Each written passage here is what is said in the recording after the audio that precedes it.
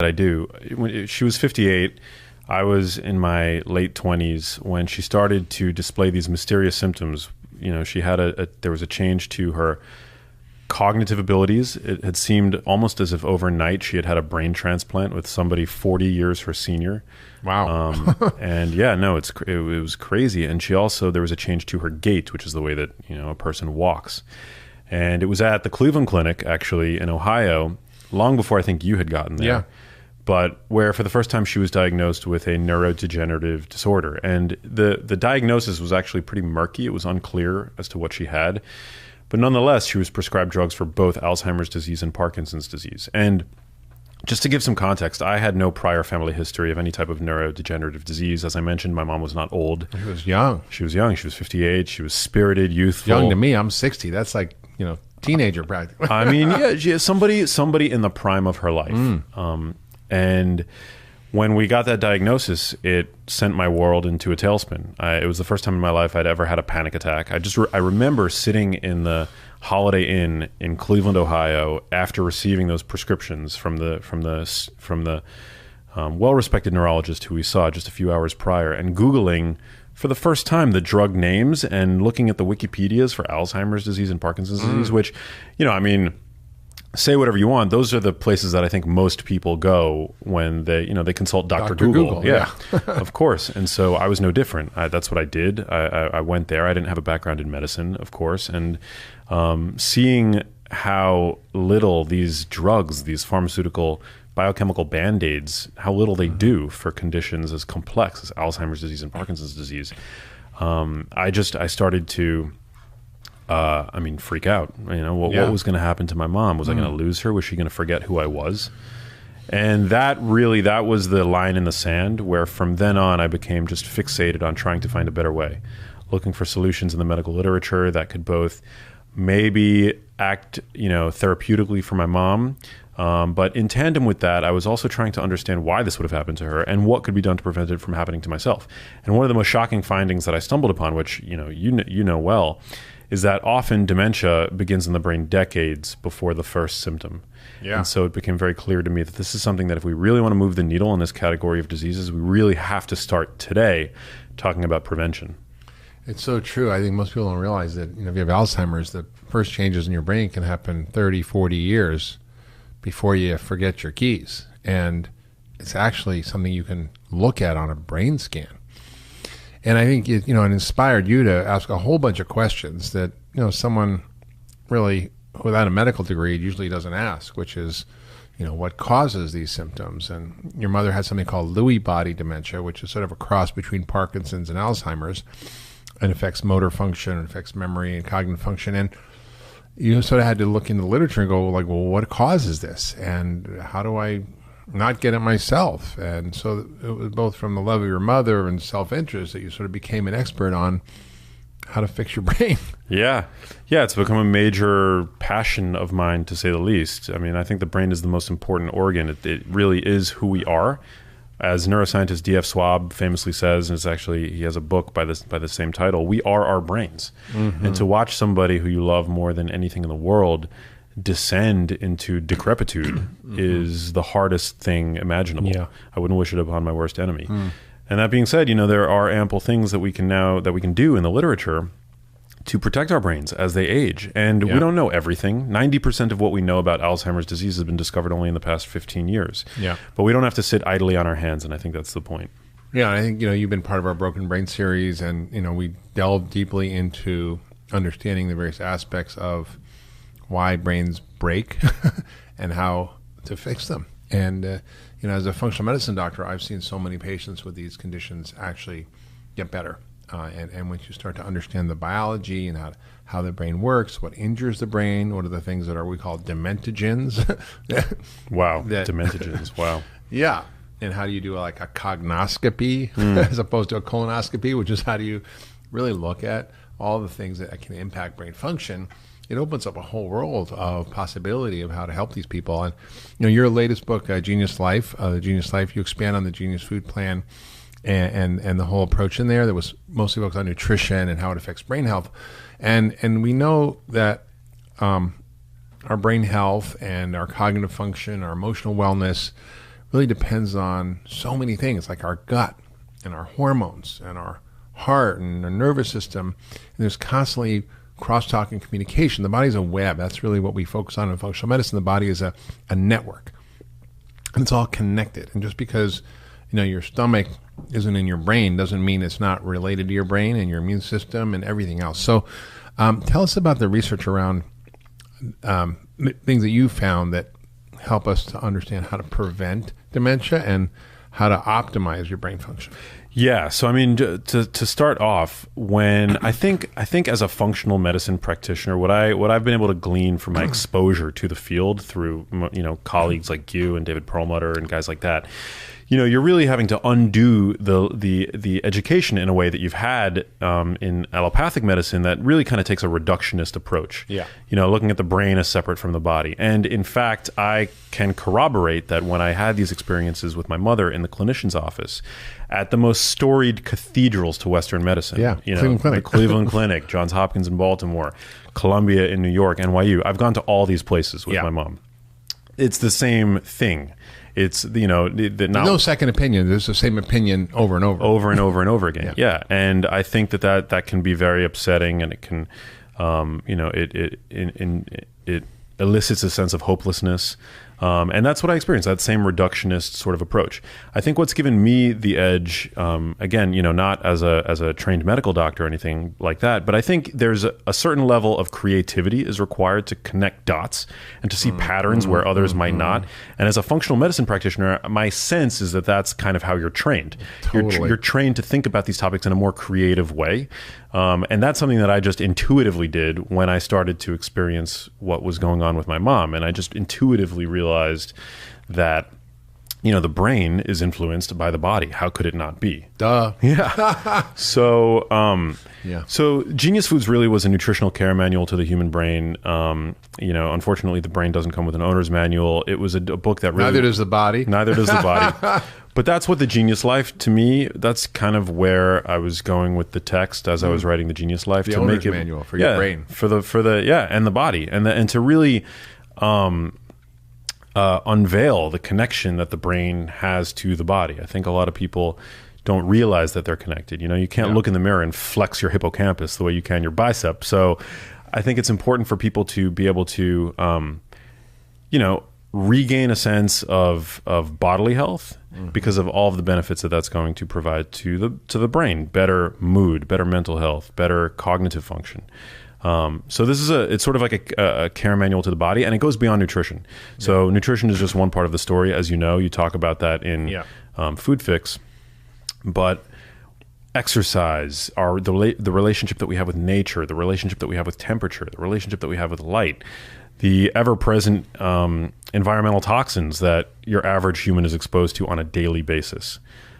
These are all the kinds of topics that I wanted to talk about in the book. Wow. So people talk about lifestyles, what you eat, sleep, exercise, stress.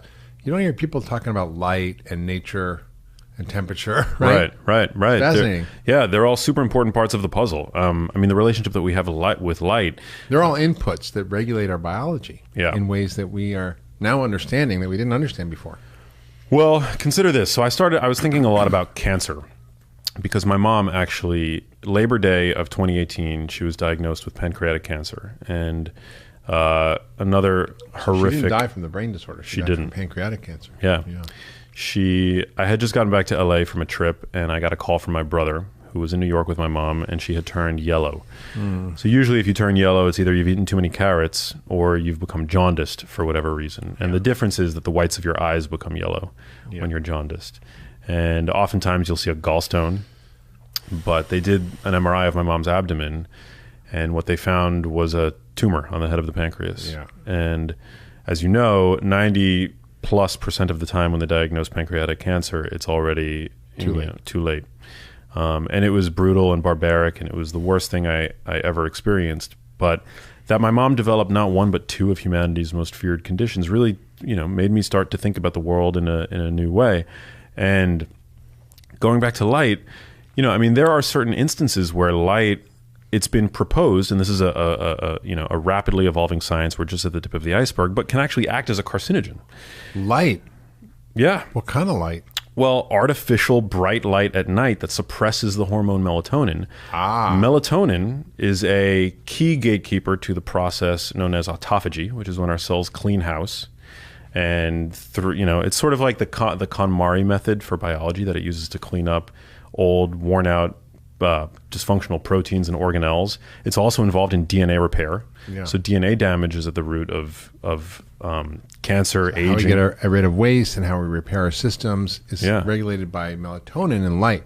Yeah. So, I mean, I think that's kind of a bold statement, and it's a hypothesis that certainly warrants further testing to know for sure. But there is a well-documented increased risk of certain cancers seen in night shift workers, which make up 20% of the global workforce. Yeah. So getting bright light into your eyes in the morning is crucially important for anchoring your body's circadian rhythm, which guides everything from how coordinated we feel, how much focus we're able to have, how much energy we're able to have, how well we digest and metabolize food. But in the latter half of the evening, avoiding exposure to extremely bright light, especially if it's on an ongoing chronic basis, I think is especially we were all being wearing those goofy glasses with the like Dave Asprey with the orange lenses, amber glasses, like amber colored blue light blocking glasses. I think that among all the wellness biohacking gimmicks that are out there, I think that those are among the most useful. Yeah. And it's powerful because I remember reading a number of years ago about studies in animals where they would give them melatonin and it would suppress cancer. Yeah. And part of that has to do with the light, which actually inhibits melatonin. So if you're, living as a hunter-gatherer, the sun goes down, you maybe got a few candles. Maybe they didn't have candles back then. Maybe they didn't have fire when we started out. Yeah. And our bodies are designed that way. And now we have this incredible light that's such an issue. I remember reading a book a number of years ago called Lights Out. You ever come across that book? By T.S. Wiley? Yeah. Yeah. And it was like an eye-opening book, literally. And it was about how the invention of the light bulb correlated with all these chronic diseases we're seeing now. Huh. Yeah. Heart disease, diabetes, cancer. And it talked about the biology of light and how it impacted us. And we don't even think about it. And we just are on our phones all night, or have computers in our beds. We have bright lights, and there are ways to fix it. So what are the ways people can fix the light problem? Yeah. Well, I think there's two things. First of all, you want to make sure that you're getting good quality light early in the day, so preferably before noon. So not only is that going to help anchor your body's circadian rhythm, but it's going to help protect you against blue light induced melatonin suppression later in the day. So that bright light, the suppression. So go outside, don't wear sunglasses. Go outside, don't wear sunglasses, or don't wear sunglasses when you're driving to work if you have a half an hour commute to work. And get through your windshield? Yeah. It's all about the light intensity. What you need is about 1,000 lux of light. And there's an app that I have no affiliation with, but it's called Lux. And there's some questions as to how reliable it is, but I think it could give you a good relative sense to the light intensity in your ambient environment. So if you download the app, you can kind of just make sure that you're spending time in an environment that's at least 1,000 lux in the morning, because that seems to be the light intensity that the melanopsin proteins in our eyes are sensitive to, that basically kicks off this 24-hour timer. Yeah. So that I think is crucially important. And so in other words, to actually have good sleep, you need to get outside and get sunlight in the morning. Yeah. 100%. Good sleep begins actually the morning of, and 1,000 lux of light. These melanopsin proteins in your eyes that are sensitive, they act like a light switch. They're not super sensitive because, as you mentioned, then a hunter-gatherer exposed to campfire or the stars in the sky would have their circadian rhythms all messed up. Right. So it's not that sensitive. It requires, again, 1,000 lux, and you can easily achieve that by standing by a window for about a half an hour. And even on an overcast day, you're going to get at least 1,000 lux. Now, the problem is maintaining that circadian rhythm has become one of the central challenges of modern life, because that light intensity, which 150, 200 years ago, nothing would be 1,000 lux. There would be no artificial, light source that would reach 1,000 lux, right? But today we have TV screens, we have smartphone devices. You can easily walk into a drugstore or a supermarket, and the lighting inside, those bright fluorescent lights, are easily 1,000 lux. Yeah, that's true. So it sends your circadian rhythm deep into the abyss, and that's one of the reasons why I think, and why it's been proposed, that we see ill health associated with people. It's true. One of the founding kind of father doctors of functional medicine, one of my mentors, Sidney Baker, wrote a book called Their Circadian Prescription, which was all about exactly this circadian medicine. And there's even things like chronobiology, where there are different chemotherapy drugs that work better at different times. Different organs are active at different times, and they work better. And I think he even described in the book how in sports, if you look at the statistics, that teams that have to cross time zones typically lose more than the ones who don't and who are playing at home. Interesting. Yeah, so it's a huge factor. Hi, everyone. Hope you're enjoying the episode. Before we continue, we have a quick message from Dr. Mark Hyman about his new company, Pharmacy, and their first product, the 10-Day Reset. Hey, it's Dr. Hyman. Do you have FLC? What's FLC? It's when you feel like crap. It's a problem that so many people suffer from and often have no idea that it's not normal or that you can fix it. I mean, you know the feeling. It's when you're super sluggish, your digestion's off, you can't think clearly, or you have brain fog, or you just feel run down. Can you relate? I know most people can. But the real question is, what the heck do we do about it? Well, I hate to break the news, but there's no magic bullet. FLC isn't caused by one single thing, so there's not one single solution. However, there is a systems-based approach, a way to tackle the multiple root factors that contribute to FLC, and I call that system the 10-Day Reset. The 10-Day Reset combines food, key lifestyle habits, and targeted supplements to address FLC straight on. It's a protocol that I've used with thousands of my community members to help them get their health back on track. It's not a magic bullet. It's not a quick fix. It's a system that works. If you want to learn more and get your health back on track, click on the button below or visit getpharmacy.com. That's getpharmacy with an F, Pharmacy.com. Now back to this week's episode.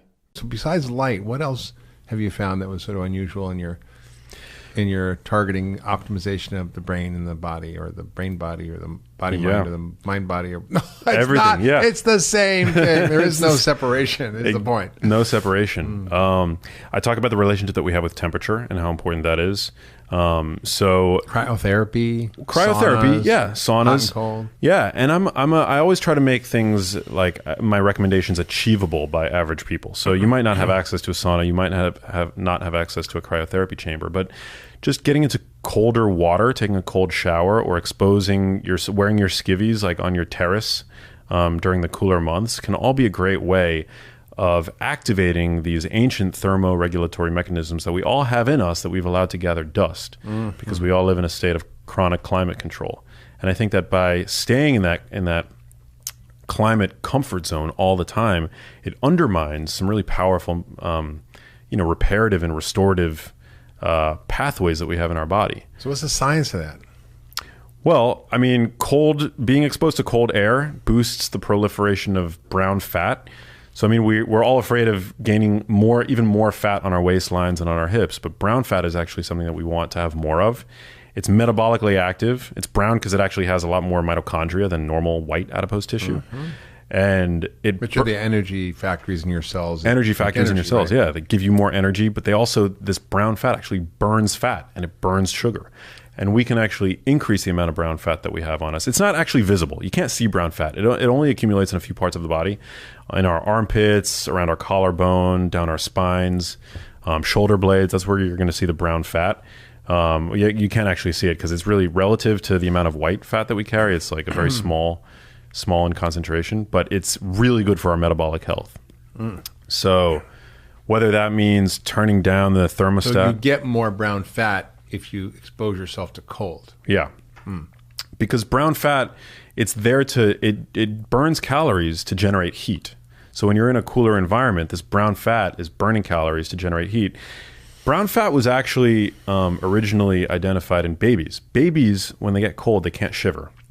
Babies can't shiver. So they have this brown fat that basically acts like an internal heating pad. Yeah. And for that reason, it wasn't known whether or not we carried this type of fat with us through adulthood. But now not only do we, in fact, carry this brown fat with us, which acts like an internal heating pad that burns calories, as I mentioned, but we can encourage its proliferation. Yeah. Well, the Tibetan monks knew this for years. They have a practice called tumo. You know about this? No. Oh, tumo is amazing. It's a technique called drying of the sheets. And so they train the monks to activate their brown fat through meditation. And they have them up in like the Himalayas and the monasteries way up in the freezing mountains. Wow. And they practice by dipping cold sheets in ice water and they wrap the monks in the sheets, and the monks have to dry the sheets with their internal body heat. And when they can do that, they send them up overnight into the snow with basically a loincloth. Oh, man. And they have to stay alive. Wow. And they do, and it's quite an amazing practice. And we've had such a surge of things like saunas and cryotherapy. And we haven't talked about it on the show, but there's something called zombie cells. Zombie cells Like are senescent cells? Yeah, the things that tend to kill us, where are these sort of senescent or aging cells, and they just create a lot of nasty immune effects and inflammation in the body, and it's hard to get rid of them.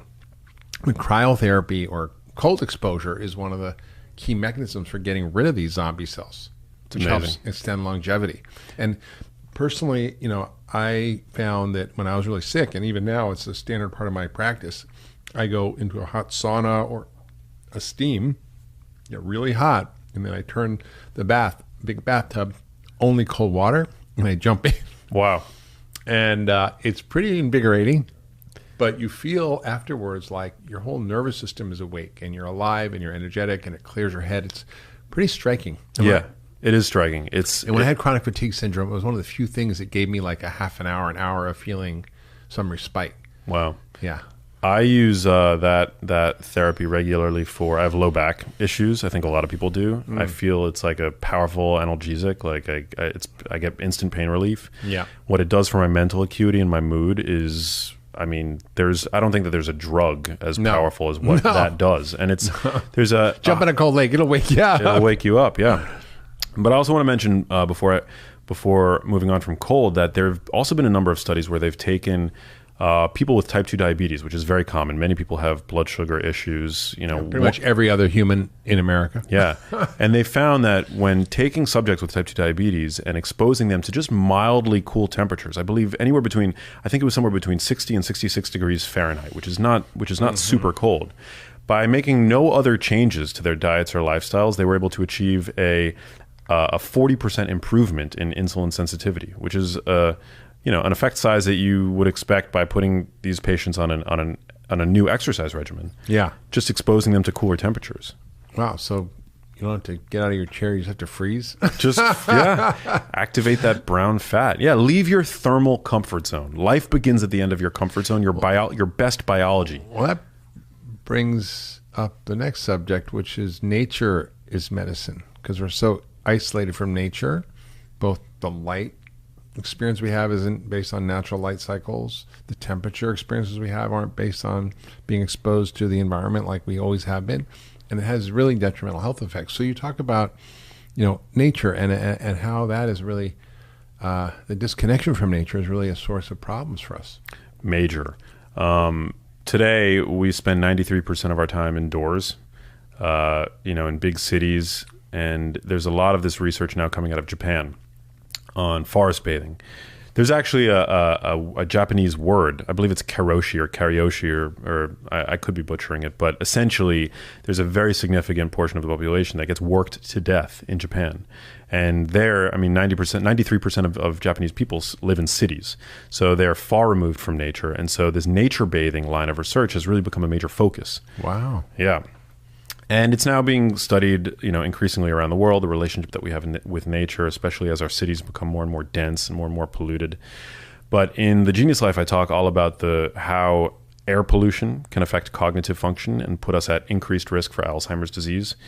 20% of Alzheimer's cases might be owed actually to heavily polluted air. And today, 52% of Americans live in environments with heavily polluted air. Isn't there there's some UV app on your phone where you can tell the air quality? The air quality index. Yeah, you can. I believe you can actually. I think the weather app on an iPhone tells you the air quality. But my niece lives in Houston. She says every day they get warnings not to go outside. It's scary. And our indoor home air can be just as polluted, if not more polluted. It can be.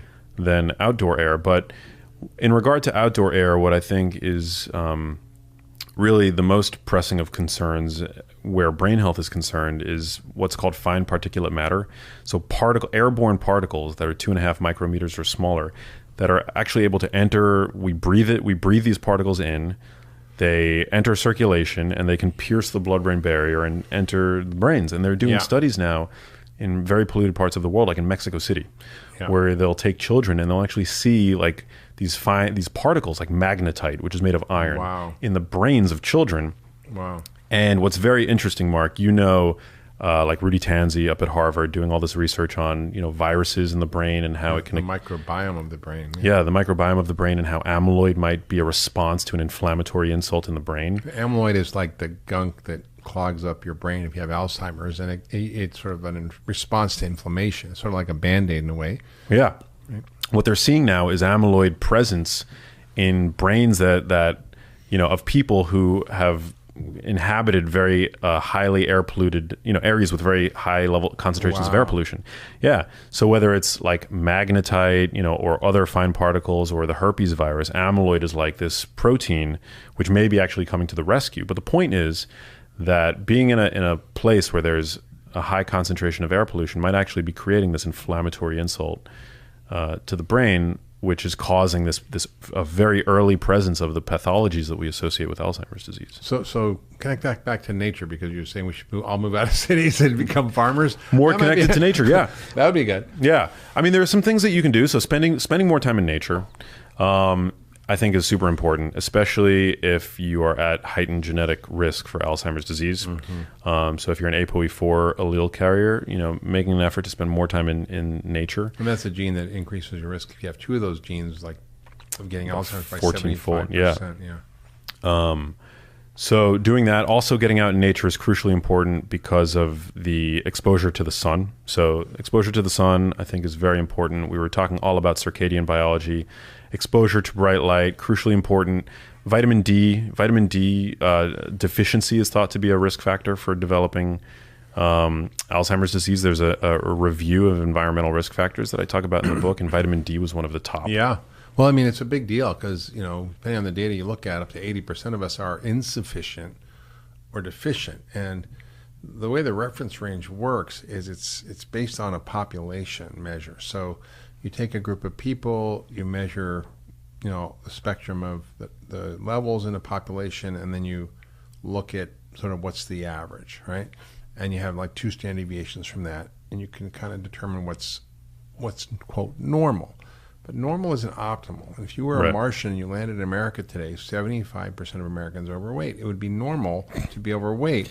It does not mean it's optimal. So the levels we often see in the laboratory ranges are not really where we should be hitting. The levels can be 20 or 30, but you should really probably have 45, 50, 60 at least. And I think, probably 80% of us are deficient or insufficient, and that leads to depression. It leads to increased for Parkinson's, Alzheimer's, cancer, so many different things. And I think, there's been mixed data about where placing it, fixing it or not. And I think it's complicated because when you're people are eating, garbage and they throw vitamin D in there, it's not going to help them. Yes, correct. If they're not exercising, they're smoking, they're drinking a lot, they're eating crap.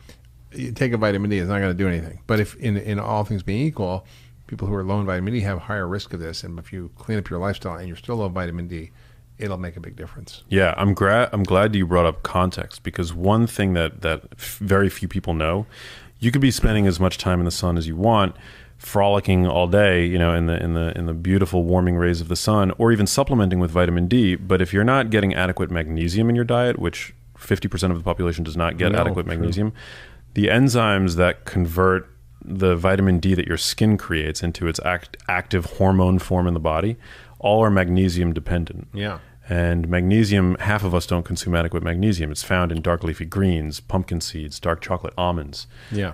And a lot of things cause... Hey guys, thank you so much for tuning in. If you enjoyed that, you're going to love this. It's not a joke, because we have these sugar gates, the blood-brain barrier, just express pathway for sugar. And so when you're drinking a soda or you're eating, this crazy amount of sugar, the stuff that I just grew up doing every day, a tremendous amount of that is f***ing up your brain, like immediately, and creating insulin resistance in your brain.